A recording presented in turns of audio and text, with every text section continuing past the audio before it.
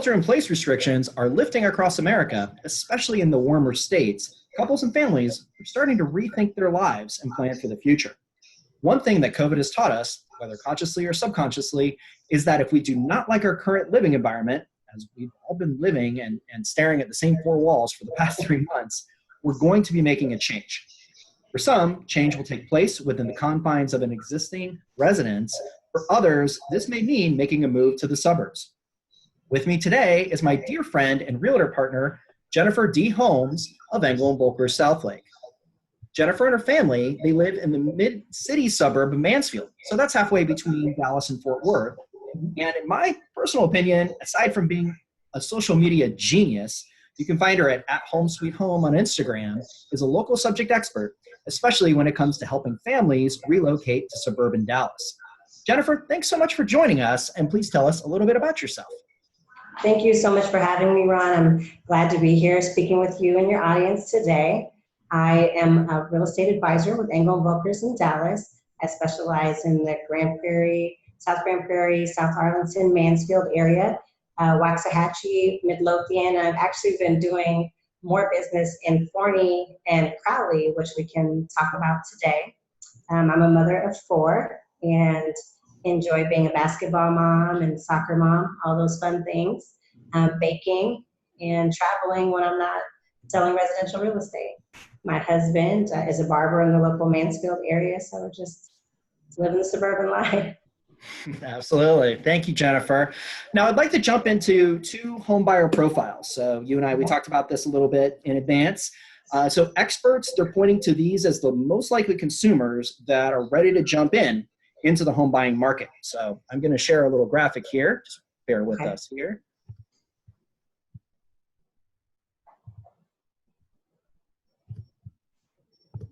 All right. So Jennifer, you're looking at the same graphic I am, right? Yes. Post-COVID-19 home buyers. So these are 2 segments. So we have first-time home buyers, and then we have young families. So the first-time home buyers, these are young couples. They are most likely to be living in a condo, in an apartment, renters, right? So they haven't bought a home, and they're technology savvy. So they don't have a home to sell, so there's not a contingent sale. They're comfortable with the new technology, applying online, all of these. And 1 in 4 couples, they're in their mid-20s to mid-30s, dual income, and college educated. So we're going to go a little bit deeper, and we're going to talk about an actual hypothetical example. Okay. Right? So here's our couple. So just bear with me here. So they're newlyweds, they're dual income, wife works for a company, and the husband, he owns his own business, is a sole proprietor. They're renting in uptown Dallas. Their lease is up September 1st of this year, and they've got 20% down, and they've got enough money for closing costs as well. So they have plans to start a family in a few years, and they hear Mansfield schools are excellent, and they've budgeted for homes in the $500,000 range. So Jennifer, what would you advise them, aside from, of course, talking to a lender first, right? But what would you advise them as far as, they're pre-approved for a $500,000 single-family home? And by the way, I have actually created a follow-up video to this of how I go about qualifying a client. So, just for the sake of, and I'll include that in the comments below. But let's just assume that our borrowers are pre-approved. So $500,000 single-family home. They've got a 30-year mortgage, 20% down. What is your process, Jennifer?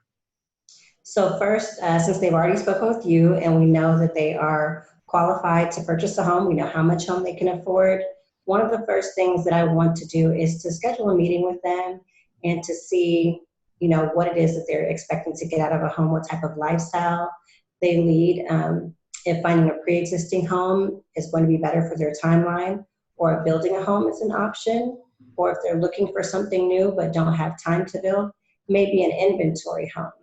But part of that process is also going to be to make sure that they end their lease correctly, right?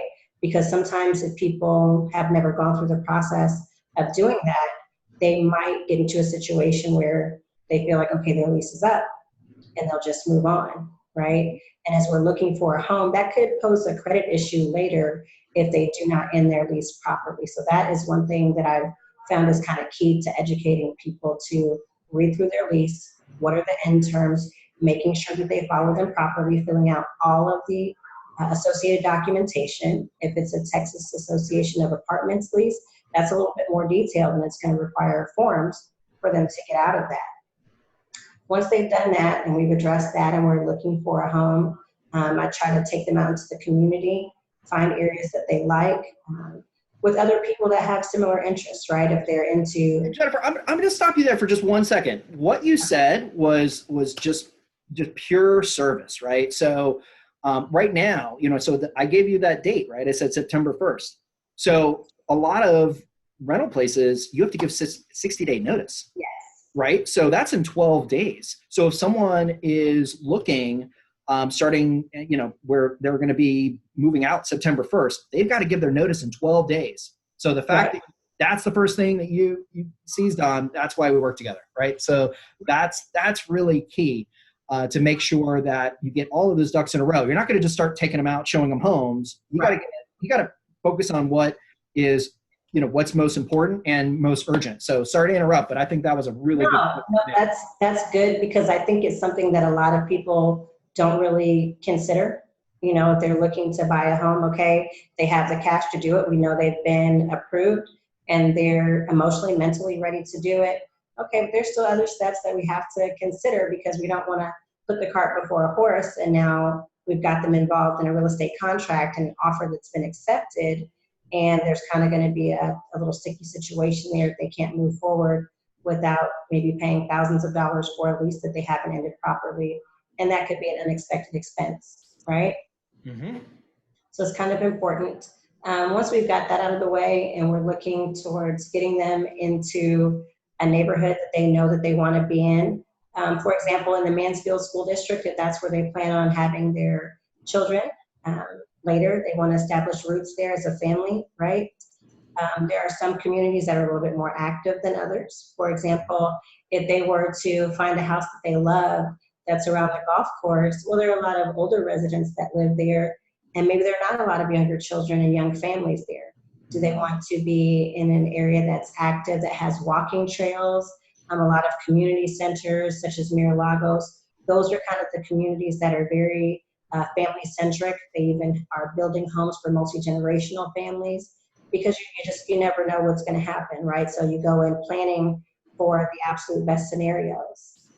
Wow, so you're really breaking it down. So it's not just about just having a good school district and just moving to the suburbs and Mansfield. It's actually getting down to the granular level of communities within Mansfield and how they view their lifestyle and how they view it. Because right now, in terms of building, so, in the example, this family, young couple, they don't have kids yet, but they have plans for kids, right? So if their goal is, 5 to 10 years, have kids, or even sooner than that, then they want to be in a community where they'll have that access to the kids versus, a place that's a little, on the sleepier side. So I think that's be in a situation where they're going to have to move again, right? Because it doesn't fit with their new lifestyle.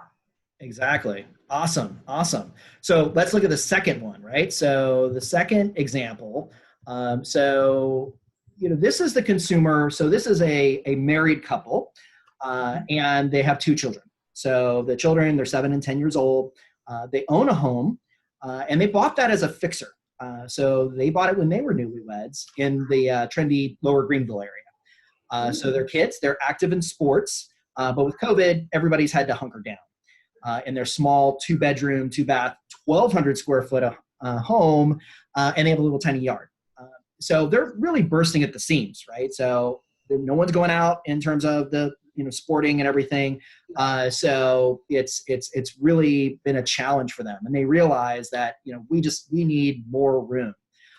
They've been sending their kids to private school, but they're actually considering public schools in Mansfield.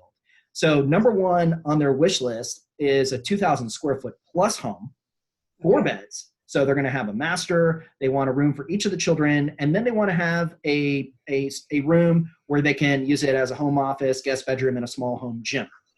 right? Okay. 2.5 baths, big backyard, and a pool, right? So that's all about Texas living right there. Right. They're both employed by companies. The wife works downtown Dallas, but her company, they just announced that going forward, she can work from home full time. Husbands Okay. always work from home, right? So again, assuming they qualify for a $600,000 purchase, so they've got a little bit more in their purchasing power with 20% down. Can you find them a home in Mansfield? Easily. That's the Easily. good thing about it. That's why people move out to the suburbs, right? Mm-hmm. So because they want to have that space. And we were talking about before that everyone is saying space is the new luxury. Being able to kind of have that room, not being all on top of each other, right? And for $600,000 in the Mansfield area buys you a lot more than it does closer to downtown Dallas. So to find them something like that, there's an agent that I know right offhand that has a listing in that price range. That's about 4,000 square feet with 5 bedrooms, 4 bathrooms, and a pool. That I would call him, first off and say, hey, is this home available? I'd love to show it to my clients. Are you working on any offers on it, and kind of get them in that way. And I know that it's in a neighborhood that is great for active families, right? That has the amenities that they're probably looking for, and it goes to highly rated award-winning schools. In addition to that, just from keeping on top of the market, I know that there are 9 other homes right now that are listed that would fit that profile. And even though maybe I don't know those agents personally, I still would do the research and reach out to them the same way. Then you have new construction options that are fantastic. So maybe the new construction options don't have a pool. We can look at the 2 separate options that we mentioned before.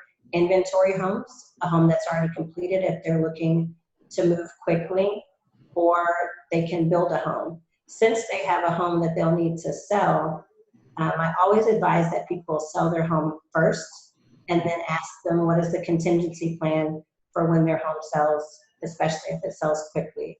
In this market right now, we are seeing homes sell super fast and for over asking. So that is kind of the thing that has been brought back, because once they sell so quickly, the only way to kind of curb the supply and demand is by the price, right? So if you have a home that's listed and everybody wants it, the price kind of goes up. That's the market value of the home, is what an able and willing buyer is willing to pay. So I would speak with them about what it is that they want, and then focus on getting their home sold first, so that whether it's an existing home sale or a new construction sale or an inventory home, they will be in the best position to purchase as a buyer, because a contingency offer right now is not a strong offer when there are so many qualified buyers. Oh, interesting. So that's really interesting. So there's a lot of demand right now. So a couple of months ago, you could submit a contingent offer, and I mean, just before we did this presentation, we just closed where there was a contingent offer, and literally what they did was one loan closed, so their departing residents, that particular transaction closed. Money was immediately wired to escrow. It sat in that account, and then an hour later, we closed on the next one. So it was a timing where it was a dual closing essentially on the same day. So you're saying that really to prepare to be competitive, if you really want that home and that's the one you have your eye on, you should sell the home first. So you don't suggest doing a contingency offer. What if you don't have that option? What if you don't? If you absolutely have to do a contingent offer, you want a contingency that's not very long, right?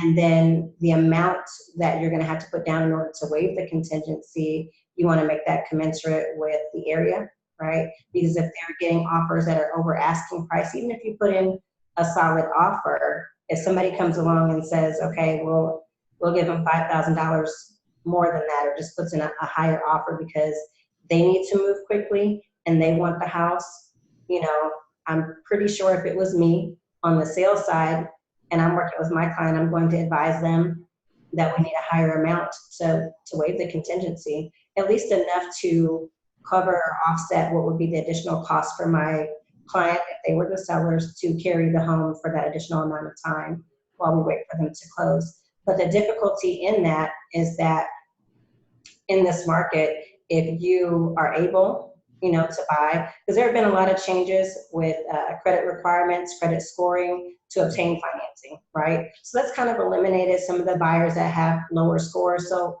we really are dealing with a subset of a little bit more qualified buyers if they have credit scores that are higher, if they have more money to put down. So that's a good thing, but that's across the board. So these are the kind of other buyers that you're competing against. And if you are waiting for someone to purchase your home, we're going to have to assume that they're going to be able to keep their jobs through this, because there are still layoffs going on. There are people that are still losing their jobs. These are all things that are kind of out of the control of the sellers, right? If you're selling your home, we don't know what's going to happen with that buyer. Could something happen where, they take a dip on their credit and now they don't qualify? There are so many different caveats and things that can happen that to rely on that can be super stressful on a seller that is also a buyer with a contingent offer. And I've seen it happen before to where, the option is absolutely up to my client, but I am going to educate them ahead of time that this is something that can happen. What are you going to do if this happens? If this happens, how much money do we have to put down, to raise the waiver, so that we can keep the deal going, because they will get it back. It will be credited to them at closing to waive the contingency. But those are all things that we want to be thinking about ahead of time as we're going in, so that we're prepared for whatever plays we have to make. Yeah, no, that's a great point. One of the transactions that I was involved in, we were one of 5. So it was like contingent sale, on contingent sale, on contingent sale. So it was just trying to try to keep track of who was a listing agent on this and the buyer's agent. I mean, it was crazy. But it happened. We got it all closed, but they didn't have that opportunity to move somewhere else. So it was like, wow, it was really hard to keep track of all that. So one question is, so you're in Mansfield, your office is in Southlake. Yeah. Would you be able to help them list their home in Lower Greenville? Oh, absolutely. But the process of listing is not just something where, we've known each other for a while, where I just go and have pictures taken and load it in the MLS, because everything I do as it pertains to real estate is centered around community, right? Because people don't just live in their homes. They shop at the grocery store. They, support local businesses. They have dry cleaners and, barber shops and beauty shops, nail shops, and all these things that, kind of make up where home is, right? It's not just the 4 walls that you live between at night. So when I list the home, I like to go out into the community and kind of see what are the standout features. Where do people like to go? Asking my sellers what are places that they frequent, because these are people that they'll know, places where we can put flyers. If someone's looking to move within the community, that'll be a good point of marketing, but also to make the videos to show people what this community is all about. What does the subdivision look like? What amenities do they have? What makes this place a great place to call home? So I don't mind doing the research. That's actually kind of like the fun part of my job, and getting to market that and kind of highlight the communities in these awesome areas of Texas that people want to come to, right? Absolutely. Now you mentioned, and we'll move on from this, but you mentioned, if you have so job security, that's a big challenge. And just for the people watching this video, when it comes to lending, it used to be we would send out a verification of employment, and we would have HR, and they would fill in the information saying you make this much, and that you are going to continue with this particular rate into the future, indefinitely. And then we would just do a final at the end. But now we're updating that constantly. So it may seem as a little bit of harassment, but lenders, they need to know that you are still employed. So before we close, and before we even send the loan docs, we're going to do a final verification of employment. We have to make sure that at the end, so if it's a contingency sale and it's 60 days, we're going to be checking all throughout. So if you plan on starting your own business while you're in the middle of escrow, don't do that. I highly suggest you stay employed. And then also, so from a protection standpoint, some of this stuff is out of people's control. So I've heard of a COVID-19 addendum by the Yes. Texas Real Estate Commission. So tell just a little bit about that. Are you seeing that? Are you able to employ that when you're making offers? Certainly, I'm absolutely using them for my buyers to protect them, that in case of job loss or some unforeseen circumstances where they become ill, that they are protected underneath the clauses for the COVID-19 that possibly delays closing, that they won't be penalized for that. So it's an important piece of document to have. I absolutely use them for my buyers. As far as the sellers go, if someone doesn't submit it on behalf of their buyer, I'm not going to suggest it because I don't want to, possibly ruin a sale for my sellers. But I would encourage anybody that is working with a buyer to send it, absolutely use it, because there are so many things that are out of our control. Yeah, absolutely. And then, with a builder, I understand, they have their own contract, right? So they may not have that COVID-19 addendum. So they have different addendums for disasters and all kinds of other situations. War, it's really important to read through the builder contracts. It doesn't matter if they're 12 pages or 75 pages.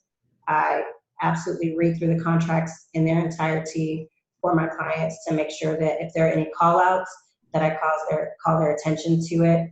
For example, most builders, if you use an outside lender, I know you and I have worked with the builder before, that had a preferred lender. And so when you read through the contract, they let you know that if you're not using, kind of their in-house lender, that they have what's called a holdover and extension fee. That could be a couple $100 per day. So that's something that, I will discuss with the lender. I know you and I talked about it. I talked about it with my clients on the buy side to let them know that this is something that's in the contract, and for them to understand that and to know, what that means. You and I have spoken about it, and you let me know that we could, meet or exceed their closing date, no problems, as long as we got everything that we needed from the title company. And we were able to do that, very easily, but it's still something that I want my clients to be aware of, because on the off chance that something happens and it is extended and now they're being charged this fee, I don't want anybody to not be aware that that was even a possibility. Right. Yeah, I mean, and I've shared with my professional partners and my clients, I mean, this is really a truly a professionals only market. This is not a market to wing it. This isn't a market to throw it against the window, or the wall and see what sticks. It's you really want to be working with true professionals that have experience, and they're going to be able to navigate this with you. So I'm going to share a couple of just slides here of some articles. So, the first one here. So here's an article. Let's get away from the ads. There we go. All right. So it says, economist says COVID will cause housing to flourish in suburbs and small towns. So since you're the expert in the suburban market, you agree with that statement? Yeah, I really do, because I think that, and I believe it touches on it in the article there. You can even see it in the caption above the picture. There are condos and high rises that are, phenomenal. They've got the best views of the city downtown, but if you're sharing, an elevator with people, or if there's a limit on how many people can go in the elevator at one time, now that becomes a time factor, a safety issue. If there are two people that go up in the elevator ahead of you, is somebody cleaning it out after they come out of the elevator? There's just a lot of risk points to living in such a confined space that you don't have when you have, a 140-foot lot, right? And there are some areas that I can also point out to my clients that want more space, that have, half acre lots or larger, that are interested in that, where they can build custom or use, a developer that's building out a whole entire suburb. So there are still different options within building besides inventory and just building, with kind of a box builder. You can still build a custom home. And that's what it looks like a lot of people are leaning more towards, if they have the ability to do that, to kind of go into more estate living, where they can really set up a place for their family. And then, who knows in the future if maybe they feel a little bit better to go back into the city, it's something that they can still have as a retreat for their family. Yeah, it's interesting. So, it's amazing how just recent our lives were completely different, right? So if you look 6 months ago, you could absolutely get away with having a minimalistic, urban, like city central lifestyle, where you had a small apartment or a small condo, because you were in the middle of everything, right? So people, they went to the office. So you would either take your breakfast from home, a breakfast bar, or pick something up along the way. You would get your coffee, go to Starbucks. And then for lunch, you would go out and you would, either meet with friends or just pick up a bite somewhere, or maybe even brought your lunch. And then on the way home, you could stop at a happy hour or a networking event. And then eventually you would come home and watch a little TV and then go to bed, right? So, but now everything has been just put upon us where we're working from home, we're living from home, we're doing everything at home, right? Because we haven't gone out. And, it's not necessarily where, it's just that we're, in certain cases, certain people, we have to be sensitive. They can't go out, but for those that want to go out, it's not like everything is just completely open. It's a little refreshing from the standpoint. I think FOMO has kind of gone by the wayside. People aren't traveling to Ibiza, taking amazing pictures on Instagram and everything else. I think, people will definitely be longing for that.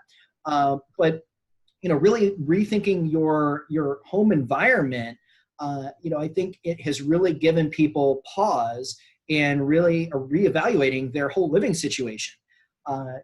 People are now, if you think about it, they're cooking more at home, so they're making more meals. They are, they're working out from home. We're going to go over these things. I also think that Zoom rooms are coming into style. Right now, I'm talking to you on a corner of my bed in our guest bedroom, right? So literally, that is where I'm conducting these Zoom rooms. Sure, it's a nice little background, but it's close to the router, right? So that's the reason why we have it here. But it also, we've got some books on the shelf. So it looks like I'm in a home office. I literally have my computer on the edge of my bed, sitting in a chair and sitting in an office chair. But I think that's not going to be what is going to go forward for my wife and me in terms of, what we want to have. And we're actually in the process of building a home. So we're now looking at, how do we want our lives to look like? Karen already works from home. I have a branch office. I haven't been there in months. I'm probably going to continue to work from home. So, we're really designing our place to fit our style. And it's exciting because we can kind of start over fresh with this whole new idea. So I wanted to get your thoughts on that. Yeah, I think that they've coined the term the new normal, right? So I think everybody's of the understanding that how we were living before that's not coming back, right? Because we understand that the measures that have been put in place are for safety. So who's going to be open to going back to being less safe than we possibly could be, right? But what does that look like where there's safety involved, but also some measures of freedom? And I think one of the big things that you pointed out is that people are not wanting to go out as much, right? So these are things that were previously part of your daily routine. And how do you achieve some sense of normalcy without being able to do those things, right? If you've been going to Starbucks or, a local coffee shop for coffee, maybe that translates into now you install a coffee bar in your home, right? That's a very popular thing that people are doing, whether they're building or remodeling. It's just kind of putting in that space where you can have dedicated, whether it's a Keurig or they want to get a fancier, cappuccino machine. Some of these things go from pretty basic to just all out, right? And having a coffee bar kind of gives you that fix, and you can do something with your family like that. You can make different orders and things that people like and specialize in that. As far as cooking at home, really having an awesome kitchen to cook in kind of makes the difference. The large islands are not just good for looks and opening into your, open concept living room, but they're good for baking. And we've been seeing a lot of that online, from banana bread to cookies and cakes, and people are getting very creative, right?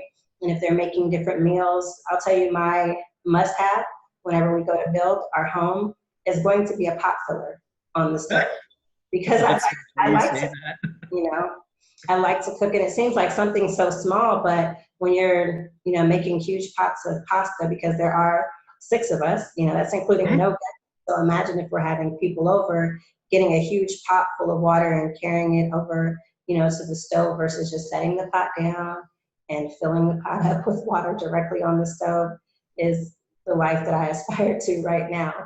But it's good, because I think it's bringing people closer together. People are cooking with their families, and they want to be able to have room in the kitchen to do that, cooking with their kids and spending that familial time together. For us, we always have eaten dinner together every night. So that's something that we were used to, and we love it. But as our kids get bigger and they're growing, our 2 oldest are easily over 6 feet. And now the table that we had is maybe, is not the right size. And so we need to get something bigger, and we need more space in our dining room area just for the people that live there. So I imagine that this is something that people are thinking of, as far as we move forward to a new normal. And hopefully, eating together and spending more time with our families and being a little bit less busy outside of the home is something, a little thing that we can hold on to. Yeah, there's nothing wrong. It's a good thing that we're now eating with our families and spending time together. I mean, that's the whole part. Assuming you like your family, so that's that's a good thing. This article, this is from the Harvard Business Review.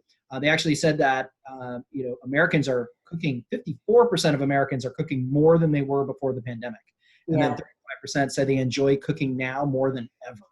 So I agree with you. I think that if you are happy with where you live, but your kitchen was really built from a minimalistic standpoint, I think moving forward, I think if you like where you live, then I think there's going to be a lot of kitchen remodels. One thing that is, if you don't have the capital, there are people that can do renovation. We can do renovation loans. So that's a way where you're able to take a room or multiple rooms and then be able to essentially kind of do a cash out refi. But instead of having the money come back to you, it's actually in the form of the loan. And then you can do all these remodels with no money out of pocket, right? So that's something that's really popular. People are, they have that, we have that ability to do cash out refis as well, where you take money and then you go ahead and make those upgrades. And then the other is when you're building a home, that pot filler, that's so funny you mentioned that. That's something that Karen had her eye on the second we went into the design center of the home we're building. She's like, we got, that pot filler, that's number one. And I agree. It looks just so sexy, just sitting there, right there above the stove. It's a nice little amenity to have for sure. Now let's get into the fitness side of things. It's really interesting. The article that I came across, this is from Business Wire. It's sad to see companies like 24 Hour Fitness, they just declared bankruptcy. Yeah. Their business model was going up and up and up and up and up. And as more and more people were being, having more active lifestyles, it just looked like their future was so bright. And now they just closed down 100 stores. So what the article is saying is that it's been really this big shift. It's about $10 billion leaving the club sector and going to working out from home. So Bowflex and Peloton and all of that. Are you seeing that with your clients? Yeah, especially in homes that have this kind of a flex space, right? Because most of the homes that in our area that have a flex space also tend to have some type of built-in workstation, either near the kitchen or off of the kitchen. So there's kind of the ability to have office space without having a dedicated office space. And there are homes that have studies and maybe like also a flex room. So a trend that I've been seeing is the flex room being used for a workout space. Not only can you have Peloton, but these virtual workouts, as long as you have the equipment, you can work with a personal trainer, right? Mm-hmm. So my husband, he has a client that is also a personal trainer, and he has been having an increase in his business because people don't want to go out to the gym, right? So he can meet with them virtually, go over the exercises and the workouts, make their meal plans all virtually, and they still get the same experience, but in a less risky environment. Oh, so the personal trainer, they're actually meeting over Zoom or over FaceTime.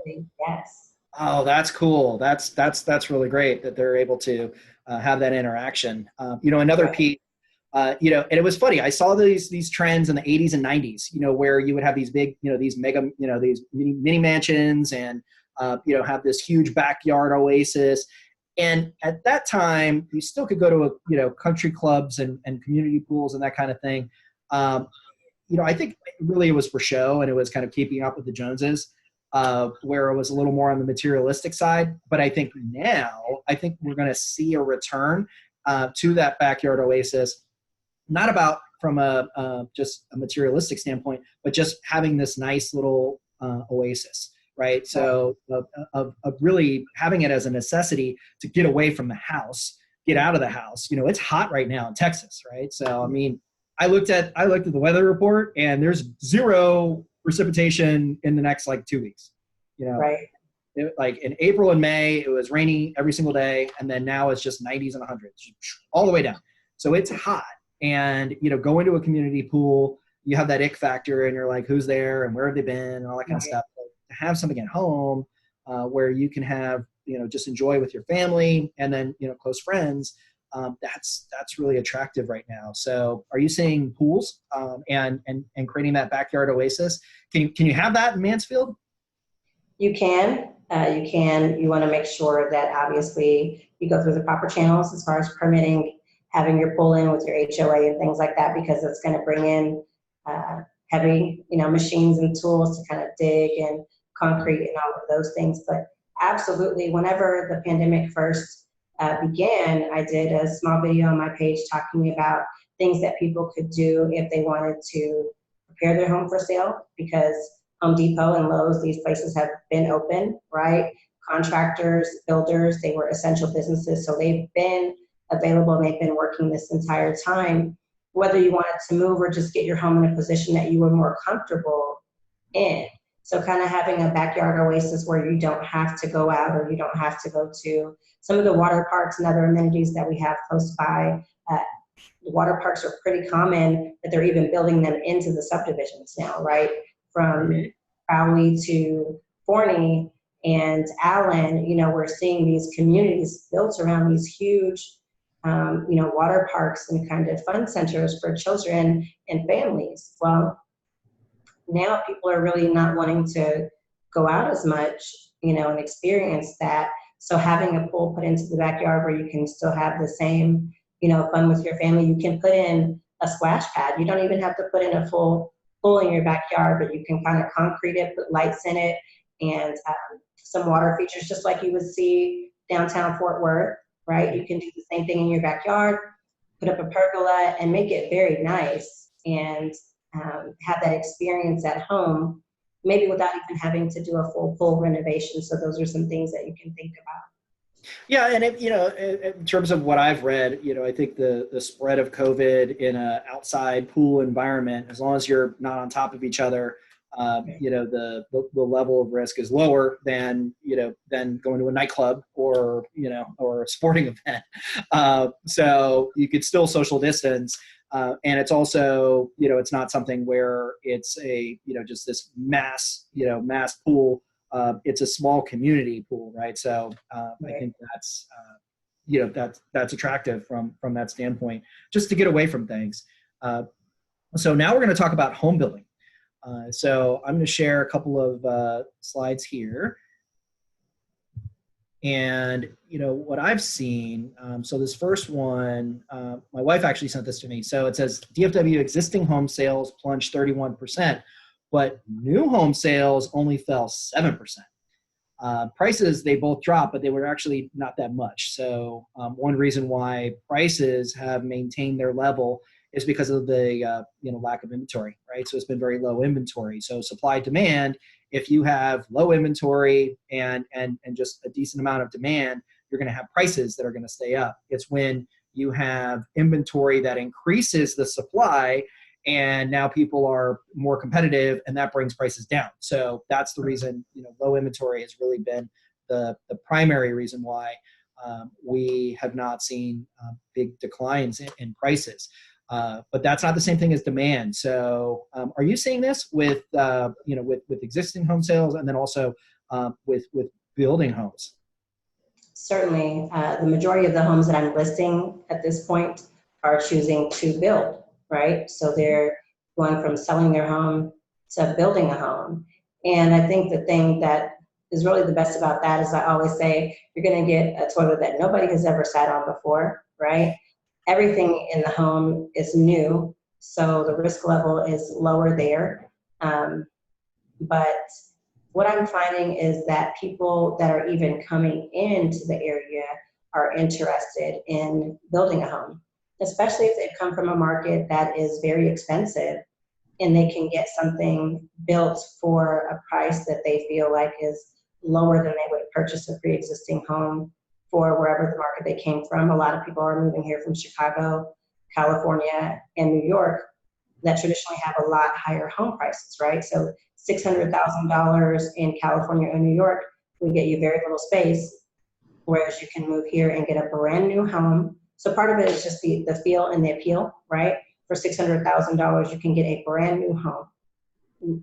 Toilets nobody's ever sat on, a shower nobody's ever used, built to your specifications. You get to pick out the colors, you get to pick out the flooring, you get to pick out the baseboards and faucets and every little thing that you want to have inside your home. So it's an experience. And that's what people are coming to Texas for, is the space and kind of these Texas-sized homes in these fabulous communities, right? And that's what a lot of people want. Texas residents that have been here, especially if they own homes previously, are looking more for a home that maybe fits their current lifestyle a little bit more. And a lot of times, the only way to get that is to build, right? So there are some people that don't have the time, they don't have a timeline to build. Maybe they're expecting and they really need to be in a house right away. If there are no inventory homes, then yes, they will look at an existing home. But because the prices have not fallen that much on the existing homes because of the inventory, sometimes the prices can be commensurate with what it would cost to build a home, right? Right. I mean, there's kind of pros and cons for each, right? So, Karen and I, when we were looking at different options, we looked at existing homes, and, we walked through there, but they weren't quite what we were looking for. We really like the idea of building something custom and being able to build it to our specifications, not take an existing home and then just try to, make the improvements over time or do a remodel or anything like that. We just kind of wanted to build it from scratch. And, we were making these decisions pre-COVID. So going through the home buying process has been interesting, to say the least. It helps, that I'm obviously in the mortgage industry. So, from the qualifying aspect and all that certainly has helped. But, we're now incorporating plans where it's post-COVID, right? So our plans were pre-COVID in terms of just the footprint and what we wanted, but now in terms of the actual rooms and what each room's going to do and all of that, we're now looking at it from the standpoint where, home gym, and the kitchen has the pot filler, and, it's open concept, and we've got a little, patio oasis type thing. So that's kind of the idea. Now there's, the builder that we're working with, I call them builder light, because they're taking on all the risk, right? So we put down a deposit, and, they go ahead and they build the home. It's on their timetable, and it's using their money, right? So there are other home builders where if you use a custom home builder, you've got to get a construction loan, you got to go buy the lot, you got to, so it's a little, right? So you got to get a general contractor. So talk to us a little bit about that, and what are the pros and cons? Because you've worked on both sides of this, right? The interesting thing about working with a custom builder is you have a lot more options, right? But you have to have plans drawn, whereas when you go to, kind of a box builder, we'll call them a subdivision builder, they already have floor plans for you to choose from.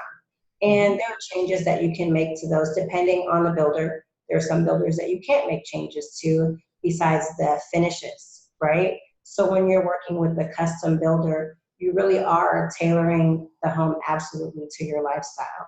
If you need a 3 or 4 car garage, you can do that, right?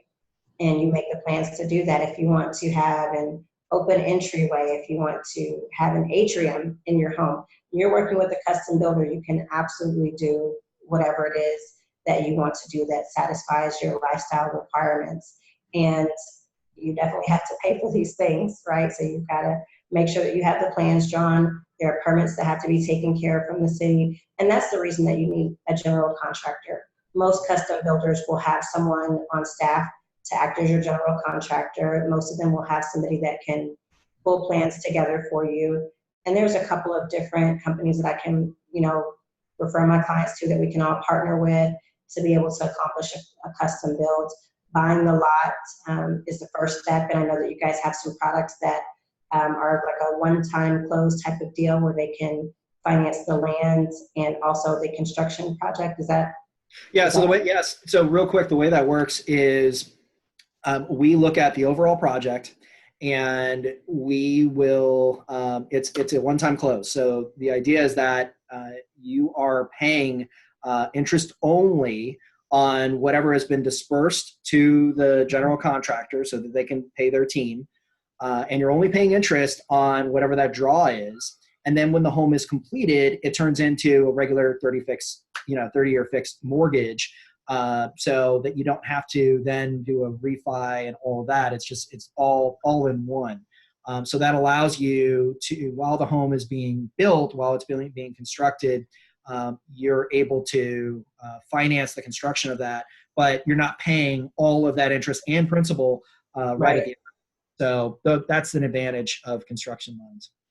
Definitely, and that's an awesome program. So if somebody wants to custom build, I'll always tell them about that because it makes the process a little bit easier. They don't have to keep coming back, draw after draw after draw and wondering how much money this is going to cost. They can close it all up front and get all those things, lumped in together. And I found that a lot of the custom builders feel more comfortable with that because the project has already essentially been financed, right? So working out a plan, figuring out where they can purchase the land and getting that all done up front and wrapping it up in a nice package is key to getting, kind of that custom feel that people are wanting. Absolutely. Absolutely. Well, Jennifer, you have been amazing. Thank you so much for your time and expertise. We really, really appreciate it. How can folks get in touch with you? Instagram, I think you put it up at the beginning as a great way to contact me. I have a lot of people reach out to me that way. My phone number, it's also there, 214-600-2972. You can reach me there via text or a regular call, voice message. My email address is there. Any of those ways, whatever preferred method that people use to contact. I know sometimes people are at work and maybe they can't talk, but a text message, I'm fine with that as well.